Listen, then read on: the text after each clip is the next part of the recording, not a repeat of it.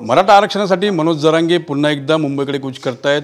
खरं तर यातून तोडगा काढण्याची जी भूमिका आहे ती राज्य सरकारनं देखील घेतलेली आहे। आपल्यासोबत उपसमितीचे अध्यक्ष राधाकृष्ण विखे पाटील आहे। खरं बघितलं तर उपसमितीचं अध्यक्षपद मिळालं आणि मराठा आंदोलन म्हणजे एक आव्हान बघताय का याकडे? स्वाभाविक आहे की नवी जबाबदारी माननीय मुख्यमंत्री महोदयांनी माझ्यावर दिली। आता हा प्रश्न काय आजचा नाही, तो काही वर्षांपासून सारखा आपल्याला आपल्यासमोर उपस्थित होतो आहे। त्याच्यामध्ये काही प्रमाणात काही निर्णय मागच्या काळामध्ये 14 ते 19मध्ये माननीय देवेंद्रजी फडणवीस साहेब मुख्यमंत्री असताना त्यांनी त्यात 16% आरक्षण देऊन तो निर्णय बऱ्यापैकी मराठा समाजाला एक नवा आशावाद देण्याचा प्रयत्न केला। माननीय उच्च न्यायालय तो टिकून राहिला, परंतु 2019ला ज्यावेळी महाराष्ट्रामध्ये सत्ता परिवर्तन झालं त्यानंतर मग ज्या विश्वासघातानं सरकार राज्यामध्ये आलं, मग ते शरद पवार साहेब असतील, उद्धव ठाकरे असतील यांनी ते मिळालं आरक्षण घालवलं, तर मराठा समाजामध्ये एक मोठी अस्वस्थता निर्माण झाली होती। परंतु माननीय शिंदेसाहेब मुख्यमंत्री झाले त्यावेळी पुन्हा जरंगे पाटील आंदोलन सुरूच होतं। त्यावेळी त्यांना आपण आश्वासित केलं, मग 10% आरक्षण दिलं। माननीय देवेंद्रजी उपमुख्यमंत्री होते। शेवटी हा लक्षात घेतला पाहिजे मुद्दा की आरक्षण आपणच दिलेलं आहे, म्हणजे महायुतीने दिलेलं आहे। परंतु हे जे काही मधल्या काळच्या घटना घडल्या आहेत, आता पुन्हा ती न्यायालयीन प्रक्रिया करावं लागते, पुन्हा त्या मागास आयोगाची स्थापना करून सॅम्पल सर्वे मोठा करावा लागणार आहे, त्याचा आता अहवाल येतो आहे। न्यायमूर्ती शिंदे साहेबांची समिती नेमलेली आहे, ते अभ्यास करत आहेत।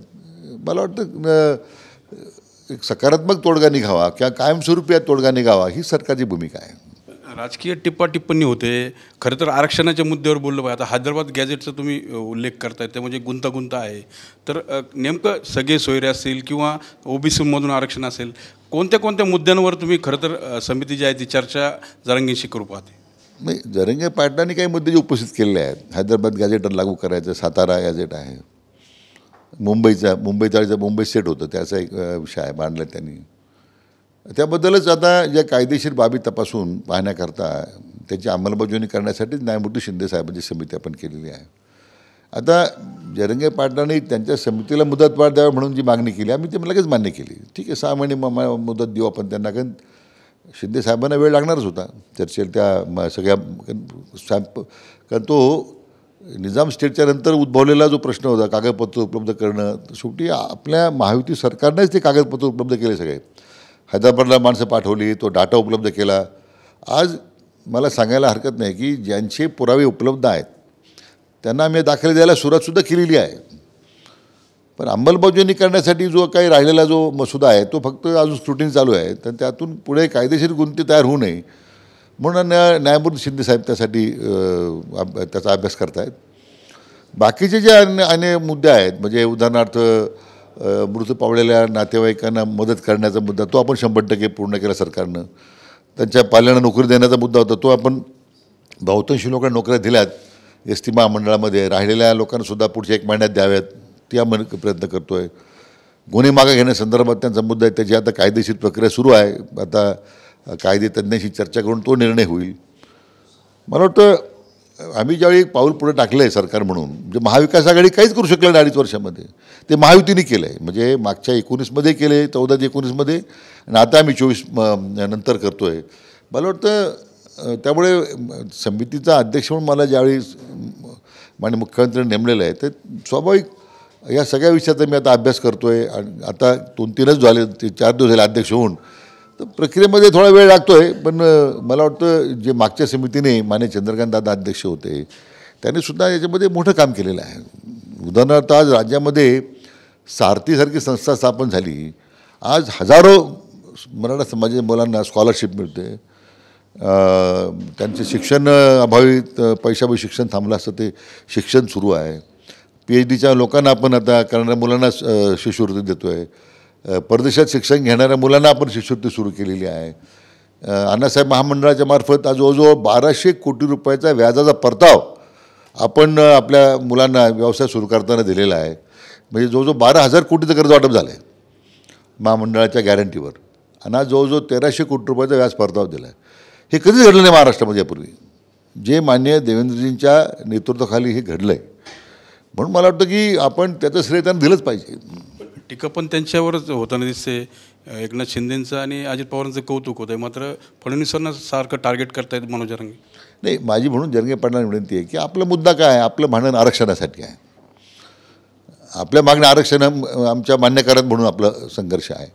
त्यासाठी सरकार समितीमार्फत किंवा काही न्यायालयीन प्रक्रियेमार्फत प्रयत्न करतो आहे. पण त्या देवेंद्रजींनी ज्यांनी खरं समाजाच्यासाठी जे इतकं उभारी देऊन काम केलं आहे, आरक्षणापासून मी सारथीचा उल्लेख केला तेव्हापासून किंवा अण्णासाहेब महामंडळ सक्षम करण्यापर्यंत, तर त्यांच्यावर टीका करून काय साध्य करणार आहे आपण? मला वाटतं ती टीका ज्यांनी आरक्षण घालवलं त्यांच्याबद्दल बोललं पाहिजे. मग ते शरद पवार असतील, उद्धव ठाकरे असतील, काँग्रेसचे जे काही घोडे पुढारी असतील, तर त्यांना प्रायश्चित करायला लावा ना.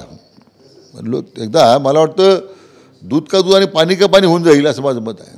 संजय राऊत म्हणतात की आरक्षणावर सरकारने लगेच तोडगा काढावा. असं की संजय राऊत सरकारला संजय राऊत सल्ला किती काय ऐकायचं आपण? त्यांनीच त्यांच्या मुख्यमंत्र्यांना जे राहिले उद्धव ठाकरे विचारलं पाहिजे की बाबा तुमच्या 2.5 वर्ष काळात तुम्ही आरक्षण का घालवलं? तुमच्या नेत्याला प्रश्न विचारा ना. आम्ही सरकार म्हणून खंबीर आहोत आरक्षण देण्याबद्दल.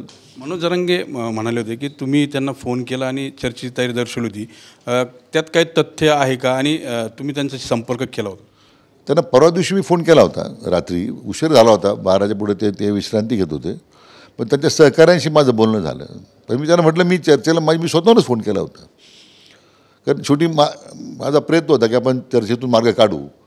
पण जर आंदोलन स्थगितच होणार नाही आहे, मुंबईत जाण्याचा निर्धार त्यांचा कायम होता. मग मी म्हटलं आपण चर्चेला म्हणून मी गेलो नाही.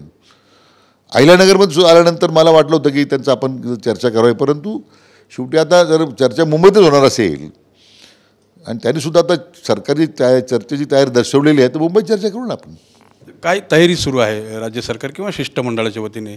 कोणत्या मुद्द्यांवर खरं तर त्यांचे एकदा मागण्या पुढे येऊ देत. मागण्या आल्या आमच्याकडे, तसं आमची एक उपसमितीची एक बैठक झालेली आहे. आता उद्या आणखीन बसू आम्ही. आणि दुसरीकडे बघितलं तर हे जे आंदोलन होतं 1 दिवसाचीच परवानगी देण्यात आली, न्यायालय त्यासोबत प्रशासन अशी एकंदरीत जर भूमिका बघितली तर गणेशोत्सव देखील सुरू आहे. जर गर्दी वाढली तर अतिरिक्त ताण देखील येऊ शकतो. शेवटी प्रशासनावर ताण येणारच आहे. पण शेवटी असं आहे की लोक भावनेचा आदर करणारे सरकार आहे आणि त्याच्यामध्ये न्यायालयीन प्रक्रियेतून आता न्यायालयाने जे निर्देश दिले आहेत त्याचं पालन करणंही काम सरकारचं आहे. स्वतः मान्य जरांगे पाटलांनी सांगितलं की न्यायपालिकेवर माझा विश्वास आहे, आम्ही पूर्ण सहकार्य करू. मला अपेक्षा आहे की न्यायालयाचे निर्देश, कारण सरकारची भूमिकाच काही नाही आहे, सगळे निर्देश न्यायालयाचे आहेत आणि न्यायालयाच्या निर्देशाप्रमाणे आपण काम करतो आहे. न्यायालयाच्या निर्देशानुसार राज्य सरकार काम करत आहे आणि सरकार सकारात्मक आहे. मुंबईत मनोज जरांगे पोहोचत आहेत आणि त्यांची जर तयारी मुंबईत चर्चा करण्याची असेल तर राज्य सरकारचं शिष्टमंडळ त्यांची भेट घेईल असा आशावाद देखील राधाकृष्ण विखे पाटील यांनी व्यक्त केला आहे. कॅमेरा पर्सन आकाशसह मी मनोज गाडेकर, TV9 मराठी, लोणी, अहिल्यानगर.